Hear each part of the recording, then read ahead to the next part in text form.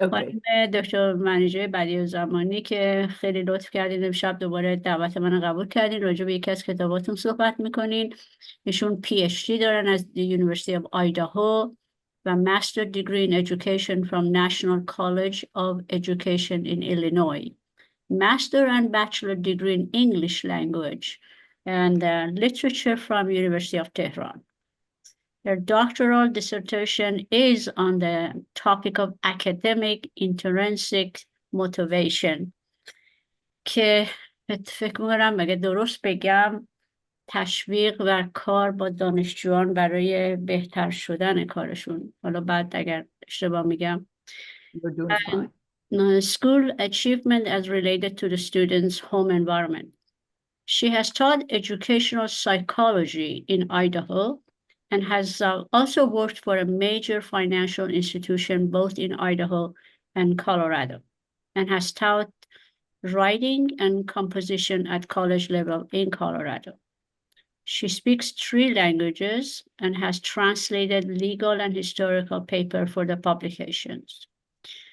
Meanwhile, writing is her passion because she wants to preserve stories for her grandchildren. She has published 3 books so far: Family Tales from Tehran, One Summer in My Life که امشب صحبتش میکنن، Year in Middle East America که دفعه قبل صحبت کردن و خیلی به همه چسبید. من کتاب خوندم. چقدر ایشون در سن 16 سالگی از یک کشور غریبه آمدن امریکا با یک خانواده امریکایی توی I think it was اوهایو زندگی میکنن و چقدر تونستن نه تنها ادپت بشن، کالچر و غذاها و رسم و رسوم ایرانی ها رو به اون شهر کوچیک اوهایو میدوست اون موقع نشون بدن که تو روزنامه راجع به ایران و ایرانی بودن و یه دختر ایرانی می نویسن مرتب. So she really knows how to live. اینجوری هم که من باشون صحبت کردم. Dr. B از studentاشون بهشون میگن personal goal when she was teaching was to help students and enjoy and appreciate learning not only when they are in college to get a degree but also throughout their lives. That's so true. That's so much missing in academic education. خیلی خیلی خوش آمدین خانم دکتر، خانم منیژه جان و همه دوستانی که با ما هستین. خیلی ممنون که دوشنبه شب وقت تابستونتون رو برای ما گذاشتین. کتابای ایشون واقعا جالبن. It comes from heart و ما خیلی خوشحالیم که دوباره هست شما هستم. خواهش میکنم بفرمایید. بعد از اینکه سخنتون تموم شد یه موزیک کوتاه میذاریم و من توضیح میدم راجع به اون موزیک که امشب میذاریم، یه قطعه 2-3 دقیقه شو. and بعد اگه سوال جوابی بود که and we appreciate که شما جواب سوالا رو بدین. Thank you. خیلی خیلی ممنون. دوباره از همه خواهش میکنم بفرمایید. قربان شما. Thank you, Dr. Qudsi Jun. As you already know, I am a very informal person, and we're going to conduct this meeting tonight very informally. All right, let's start with our program tonight. And as I said, I would like to conduct it very informally, just like I do with the book clubs and talks that I give in different organizations in Florida here. But before we do that, I like to ask you one question, and I will take the first 3 answers, and I will write them down here. Let me get my paper. I would like to ask one question, and if you can answer me with only one sentence, Why do we write? Why do we write? Just one sentence.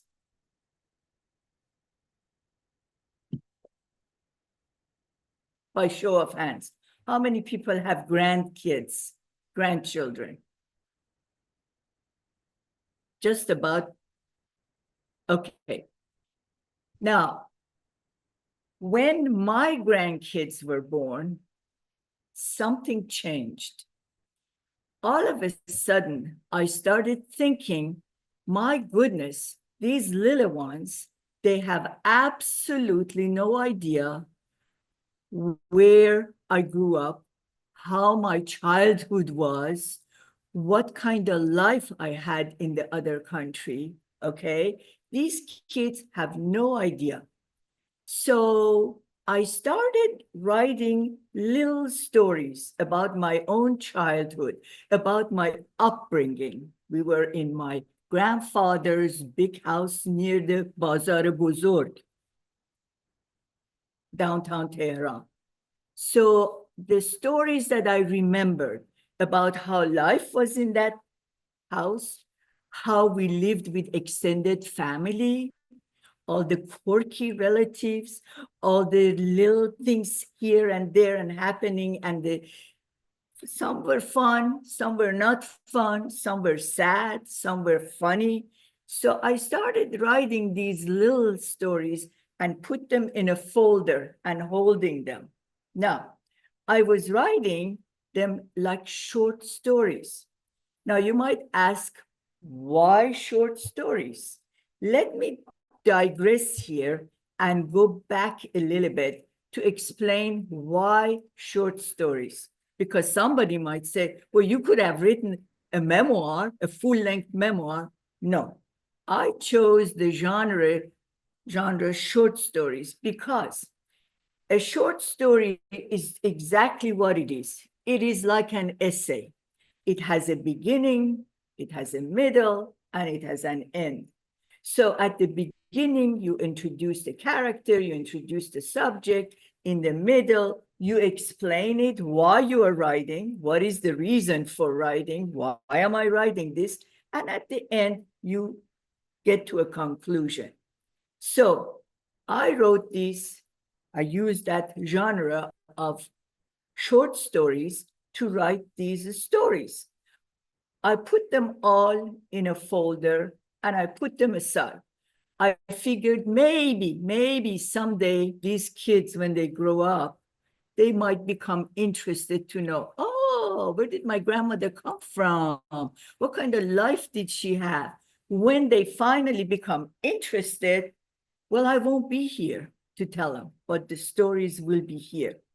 So I had these stories, and I don't know if I had explained to this group before or not, that when I lived in Colorado, me and my colleagues, we formed a sort of informal group to share our stories together.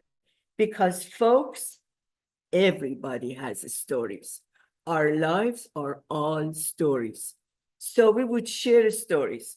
And when I shared some of my stories, I said, these are for my grandkids. I've written them so that someday they would know about me. And another colleague said, you know what?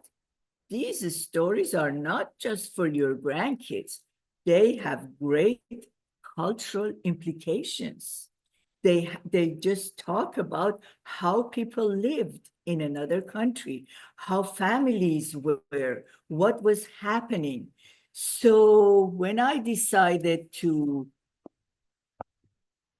kind of put them together, by then we had left Colorado, we had moved to Florida because we had moved all over the United States. So when I came to Florida, through some other organizations, I met a publisher.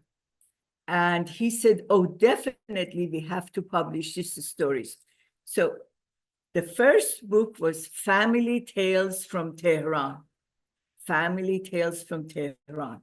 And Aghay Kamran Malik was talking about Banu Khanum, right? Was it Aghay Malik who talked about Banu Khanum in Anushiravan Dadgar? There is a story about Banu Khanum, and the title is Banu Khanum.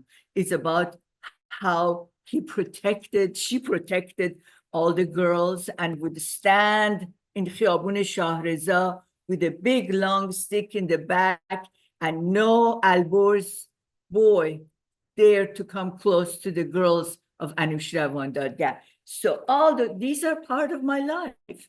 These were all the stories that are in here. I deal with nonfiction. Everything is true. Whatever happened, it is the way it is. Because I believe in telling the story of our lives the way it is. And you all have stories too, when you think about it, that going back to your childhood, to your elementary school, to your high school, آقای پارینه as آقای کامران مالک remembered Alborz and how, you know, different groups would get together. So then the stories were in Family Tales from Tehran, which dealt with the time frame that I chose was from the time that I remembered and from the time that it ended in Iran, in Tehran. Okay, so this is the first book. Then my publisher said, oh, how about the time frame when you have been in the US? What has happened? Well, I tell you guys, I write every single night because I have to record what I have done, my impressions, the people I have met. Everybody has some stories to talk about. Like today, for example, today I went to a meeting for League of Women Voters, okay, League of Women. We have how many, let me see. We have, for example, six amendments in Florida, which is coming up for election. Well, I have to know what they are, right? In order to vote properly. So I went to this meeting. Well, that meeting was interesting. The people I met, the discussions we had, the pros and cons that we discussed. So these are all part of our experiences, of the things that we do on a daily basis. All right. So I had more stories. Again, why do we write? Because we have something. Why do I write? Because I had something to say. So I had more stories. And my publisher said, well, let's put those stories together into a book. And that is the one that Qudsi Khanum said I need to talk about. And that's One Summer in My Life. Okay, this is all, again, the genre that I use is short stories because I believe people are too busy. They want to pick up one story, read it, and get it done with it and put it aside. If you come the next night or the next day and read another story, you read it and you put it away. This is a chronicle of a life. Folks, everybody has stories. You all do. Some lives are recorded, some are unrecorded. So I record whatever happens in my life, and therefore I put it in this book. And then with the third book that I wrote, which was the topic of discussion, my last attendance to this Zoom program. With these three books, I always say my life is actually an open book. It really is. So let's see. One of the things I wanted to mention was that the new experiences. We all come from a different country, correct? We all have come from wherever we have come from. We all have certain experiences in this country from the time we came, whatever we did, whether we went to graduate school, worked, formed a family, and so forth and so on. we have these experiences, and writing about these experiences is fascinating because it is not unique to one person or to me. How many of us have made faux pas at the beginning with the language, with not knowing the right word, or saying something that our co-workers misunderstood us? So to me, recording these experiences is just fascinating. And there was something else. I have my notes so I don't forget anything that I want to say. Okay, so I have the stories in this book about the time that I decided to go back and get a PhD. From the time that we first came to this country, my husband and I, he got his PhD. I didn't because we had a baby, okay, at the beginning. So mine was put on the back burner. How many people had to put aside their dream and their plan until much later? So mine was realized about 21, 22 years later. But in the process, I've gained experience. They're all stories, the people that we have met, the things that has happened to us. So they are all in here. And I will share some with you because I figured I'm going to conduct this like a book club. I go to different book clubs. We talk about why I write, and then I share some of my writings with people. And that is what gives me my second goal, which I will talk about it in later on. So is anyone interested if I read you just one story from this book? Dale. Anybody interested? Okay. As Qudsi John mentioned, I did teach college. Now he teaches college, university also. Every day when you meet different students, these are all experiences. You deal with different individuals and you have stories. I would like to read you about one of my students that I remember, and that was very, very interesting. Her name was Amber. So this short story here, it's a short story. It is titled Amber. Her name was Amber, and I often wonder where she is and whatever happened to her. Amber was one of my students during a fall semester at the college where I taught writing and composition. The very first day I entered the classroom and quickly scanned the students, I noticed her immediately. She was slender, with short blonde hair, and was dressed provocatively. She had a sour and belligerent look on her face. Her posture presented total defiance and combativeness. I was puzzled, but ignored it and went on with handing out the assignment. It was a required writing assessment, which normally took most of the class period. 2 minutes later, Amber got up abruptly and walked out of the classroom.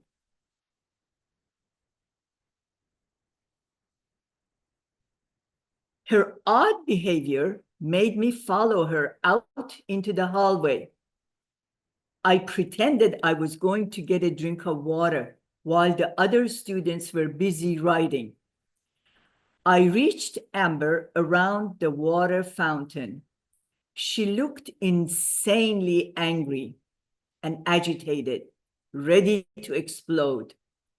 Pretending I was filling up my little water bottle, I asked gently and softly if she was okay. As if she was only waiting to hear a kind word, tears gushed out of her eyes like the fountain I was pressing, and she replied vehemently, "I don't want to be in this class." "Then why are you here?" I asked her gently. "They made me do it. I have to," she said, sobbing. "All I want is my little girl, my daughter. They have taken her away from me." "Who forced you to take this class?" I asked, really surprised and curious. Through our short and quick chat near the water fountain, I learned that Amber had a little daughter born out of wedlock. Her parents forced her to enroll in college so that she could do something with her life, and if she did not stay in college, the baby was going to be taken away from her. I gently put my hand on her shoulder. "But you're here now, and the course is paid for. Why don't you come back to class and try to do your best?" I said softly. She slowly stopped crying, and her anger subsided a bit. Now that she had told someone about her predicament, she felt better. She did not put up a fuss, and we both walked back to the classroom together. Amber was not a dumb blonde girl. Her responses to some class questions were coarse, but to the point. Her attitude and the way she dressed made some of the young men in the class roll their eyes and refer to her as hardcore. Whenever she made comments, I noticed some men snickering. I tried to understand her real point of view on issues, though she had difficulty articulating them properly. For their first writing assignment, a descriptive essay, my students were to choose their own topic and describe a person, a place, or an event. They were to paint a picture with words and create emotional feelings in the reader. Amber did this beautifully. When I was done reading her essay, which was about her aunt, I despised and hated that woman as much as Amber did. Amber had made a mistake when she was 16.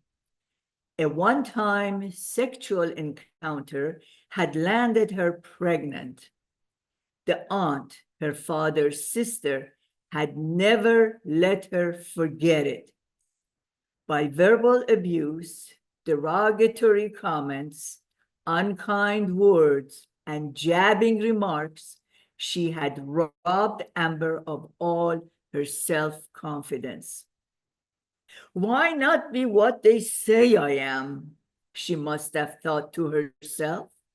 Her behavior, language, and provocative clothes sanctioned whatever the aunt had said and thought of her. Through our class discussion, I sometimes conveyed to the male students and Amber herself that she was not an airhead blonde, that she had some good viewpoints on issues, and that she could contribute to the serious discussions. Amber stayed and finished the semester and earned a passing grade. I never saw her again. Where is Amber now? I sometimes wonder. Did she attend another school? Is she taking care of her little girl? I sure hope so. And that is one short story about an encounter with a student. Okay? Now, when we think about it, all of us have stories to say. All of us have encountered with people and experiences that we have had. Now, the question is, somebody said, well, what does it mean one summer in my life? Okay, because these are all short stories. What I have done, I took the title of the longest short story, and I put that on the book as the title of the book. Let me see what you think of the second one. You know, this kind of situation with Amber happened in Iran a lot. Yeah. And then, I mean, lately, and then in the very old times, the Yeah. brothers and the father would kill the girl. Yeah. You see, then this is something that if you want to compare, cultural differences, Right. so anybody who remembers something, whether they have had a similar situation, they can write about, if they want to, they can write about it. Now, Correct. this second story, again, it is what happened at the college. And I want to share that with you folks, because it is called from the diary of an educator. Well, that educator is myself, right? Okay. I am an early riser and prefer to get to school at least an hour before my first class. Arriving early has its advantages, one of which is the almost empty parking lot. I can park anywhere I want without hassle. It is almost 7 a.m. when I walk into the building of the college where I teach. Hauling my heavy briefcase, I pass by a long rectangular table along the wall in front of the computer lab. This table is usually used by vendors or college recruiters. I see the profile of a woman sitting at this table, slightly facing the wall, squeezing her elbows together and quietly talking into a cell phone. With a quick glance, I notice she's crying, but she has strategically placed her backpack on the long table and is clutching the cell phone in her right hand to make sure no one can see her face as the tears flow from her eyes. I pass her, pretending I have not noticed anything. But then I stop and turn around abruptly. I walk up to her and gently put my hand on her shoulder and ask, "Are you all right?" She turns her head and looks up at me, then whispers into the phone to whomever she's talking to, "I've got to go. I will call you later." I repeat my question, "Are you okay? What is wrong? Can I help you?" With teary eyes, she admits it is her first day of coming back to school after many years. She feels so overwhelmed and scared that she's ready to return her books and quit. We talk for 15 minutes. I learned that she has come back to school to get a degree in mortuary science. She has registered for 3 courses: anatomy, business law, and accounting. She says she has done mortuary work for several years, and now she's planning to get a degree in that field. At that very moment, she has such cold feet that she's ready to throw in the towel, return the books, and head back home. I share with her that I experienced something similar once upon a time going back to school after 25 years of marriage to get a graduate degree. I share with her my anxieties and how terrified I had felt. Just like her, I had seen young students zipping in and out of classes and had thought I would not be able to be as agile or ready to do the academic work. But I was wrong. I share all of this with Roseanne. That was her name. I tell her as an older student, she has gained certain experiences that younger ones do not have. And that counts for a lot. I tell her she can draw on those experiences. All she needs is the confidence to believe in herself that she can do it. I encourage her to go to the cafeteria, get herself a cup of tea or coffee, wipe her tears, and walk confidently into the classroom, knowing that she has life experiences. After all, she's doing this for herself. I assure her that she knows more than what she gives herself credit for. I tell her that her feelings are normal. Roseanne thanks me profusely, wipes her eyes, and we part. Did my words of encouragement make any difference? I don't know, but I sure hope Roseanne did not give up her dream. Okay, folks, we all have dreams and we all want to do things, but we are afraid that they might not be able to do it, no matter how late in life it is. But that's what I believe, because I myself went back to school after 25 years of marriage. So I needed to share that. And that's what the stories are in this book from every aspect of my life. From the time I declared I wanted to go back to get a PhD to the time I was at school and how difficult it was, but I did it. And then the teaching stuff. So any questions on this one? The reason I say I want in short stories, because in short story, you introduce, you say why you did it, and you end it, and you're done. It is not something that you have to continue to until the end of the story to find out what happens. So by writing these things in a way, we are going through some kind of self-discovery for ourselves. I know, for example, my father, ruled like any other father at that time in Iran with iron fist, right? Whatever father said, we had to listen, we had to do. How many of you had done the same thing, right?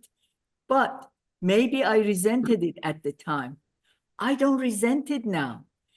As an older person and a parent myself, I look back and I said, they had reasons behind whatever they did and whatever they said.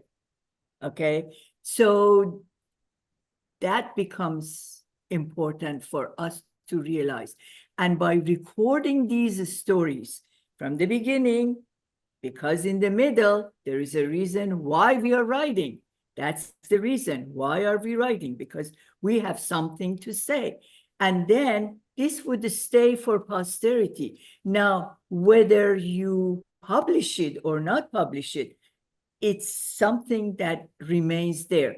I really would like to encourage anybody that I come across with, whether in book clubs, different organizations, my friends, I say, write the stories, write it and keep it. You don't have to always publish things, but you can always put them in a binder for your family, for when you are not here, they will know what you have done, what you have accomplished. And let's see.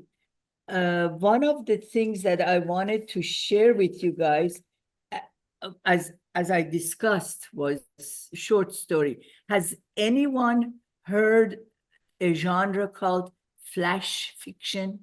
Flash fiction? Have you heard that? Okay. So flash fiction is a very, very short story. Like you can tell a lot.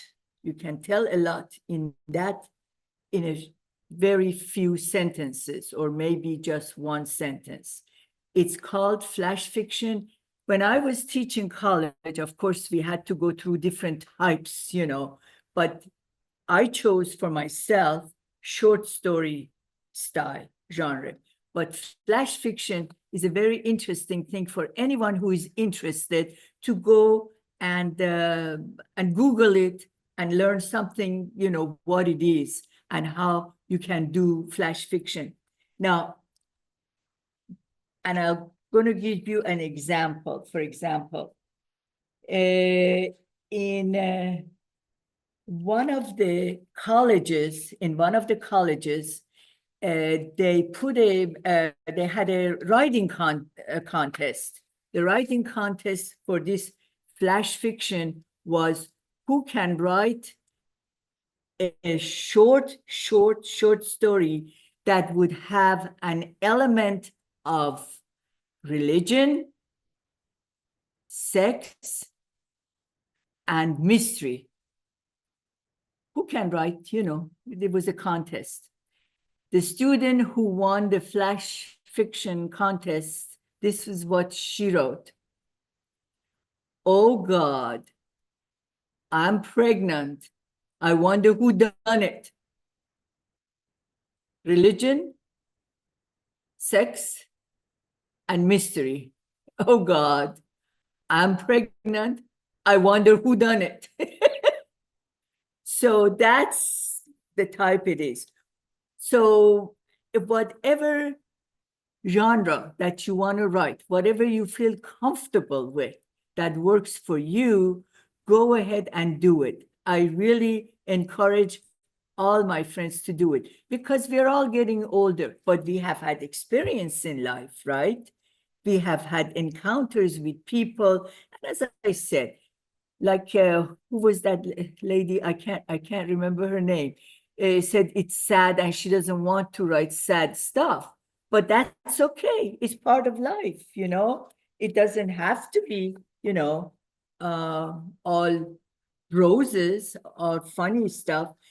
And particularly this one summer in my life, that particular story talks about our hardship at the beginning when we first came to this country.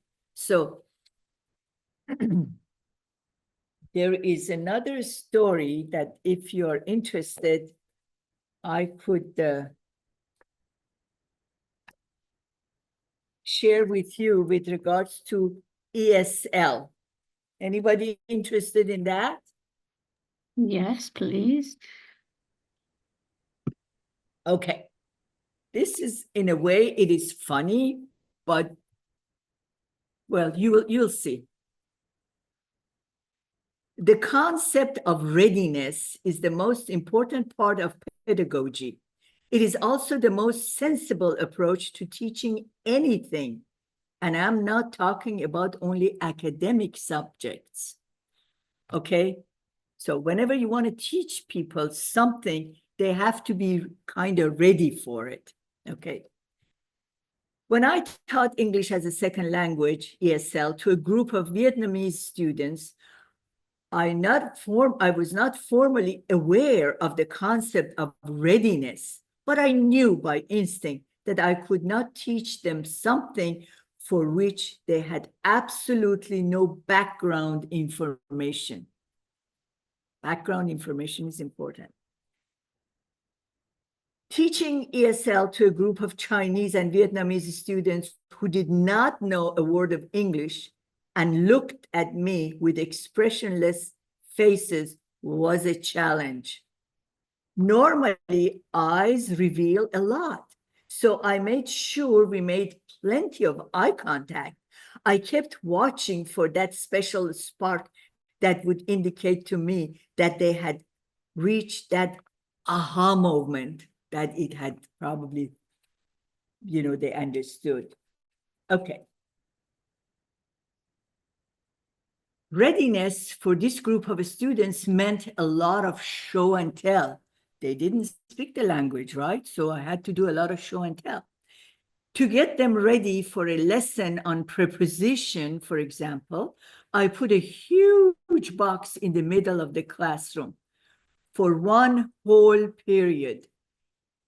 Various objects kept floating in, out, over, under, near, behind, and besides the box. When the time came to read the text and do the exercise, they had a frame of reference. It made it a lot easier for them to use the prepositions correctly. Then, one day, I could no longer use my method of show and tell.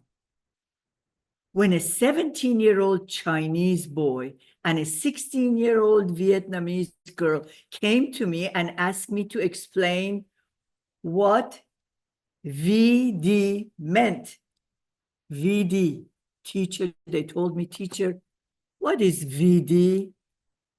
I was at a loss. For 2 whole days, I researched the subject, talked to the health and physical education teacher, consulted with the librarian, and looked through all the available teaching materials, books, film strips. Finally, I put together a decent 15-minute presentation on venereal disease, VD, venereal disease. Okay. In simple language, void of complicated medical terms, given their limited knowledge of the English language. At the time, my students were of mixed ages. For the younger ones, the presentation would not be appropriate. So I made a special arrangement to present the material to just the 2 older ones who had asked the question. They both listened carefully and watched the presentation.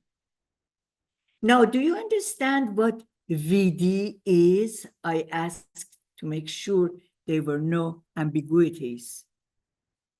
Then my Chinese student raised his hand and in broken English answered, "Yes, teacher, my friends already told me it is Valentine's Day."